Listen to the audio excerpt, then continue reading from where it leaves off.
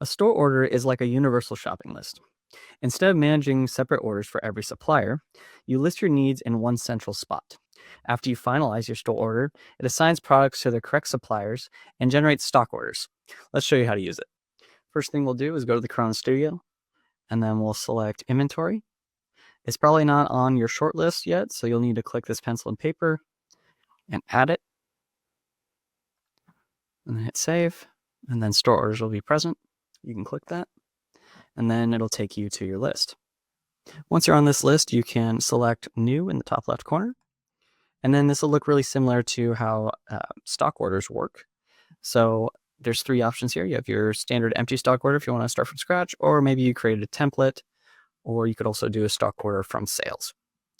We'll do an empty stock order for this example, because it's probably going to be the most common option. We'll select which warehouse we're trying to do an order for. And then you can put a general delivery date if you want, but we don't need to. So I'm just going to hit create and leave that in. Next, we need to add our products. Now you can scan the products on here, or you can add them by a specific source. So I can add these products by individual product, if I want to look up by individual name, by full commodity groups, by assortments, full suppliers, or even a tag. So for this case, I'll just do all the products from specific suppliers. And I'll select this one here. It'll give me the two products that this supplier offers. And then I can also add another one. I'll just add this one here. And this will give me the two that they offer.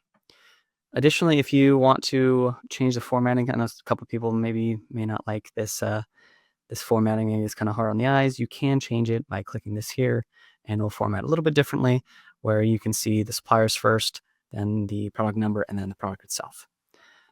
All right, and then we're going to input the amount that we wish to order. Maybe we're getting a dozen of each of these. So I'll put that all in. These are all highlighted in pink because it has not been saved yet, and it just wants to let you know that you haven't saved it yet. If I wanted to come back and add more items later, I may want to save, so that way I can close out this window, come back to it, add more items as I want.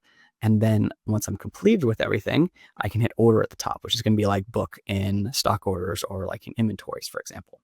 Once I hit order, we get these options here.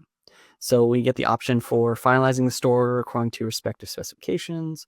Each item must be assigned to a supplier or source warehouse. This will be the option we're going to choose today, but we'll go through the other ones as well. So you also have the option for finalized store order according to specific specifications, but items without defaults are ignored and deleted. So this may be the case if we added all products under a specific commodity group. And maybe there's some items in that commodity group that do not have any supplier whatsoever. So maybe there's a good reason for that. Maybe it's something that we create in-house and we don't have a supplier for. So creating an order for it is kind of silly and we don't want to do that. So we might want to use this option to remove those items from the store order.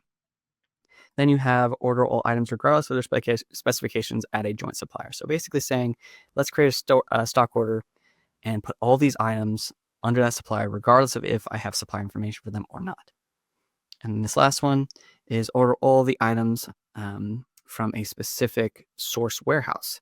So this is really useful if you're trying to do like a internal transfer.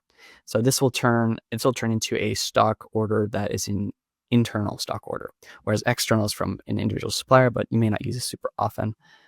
It would be for if I wanted to transfer over these products from my California store to my Nevada store.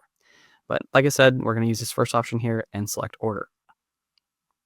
Now that we have finalized this by ordering, we can go to the stock orders list, and you'll see we have a couple new entries here. So if I double click into this one here, this is my B company supplier, and it has the respective items that they supply. And I can book this and move this on to a booked order that I can then send a PDF to my supplier and then receive it in, convert it into a stock receipt once it comes in, and I can add it to my quantity on hand. And the same goes for this other stock order now, this Brewery X with the Merlot and the Cabernet Franc. We can then do the same sort of thing, book it, send it to supplier, wait till it comes in, turn it into a stock receipt, receive it in, and then we have the item on hand, and it's just our stock quantity on hand as well. Thank you for watching this Corona POS Help Center video. For more information, please check the description down below, where you'll find our online manual page, as well as the contact information for our support center and any other resources that'll help you get the most out of your Corona POS system.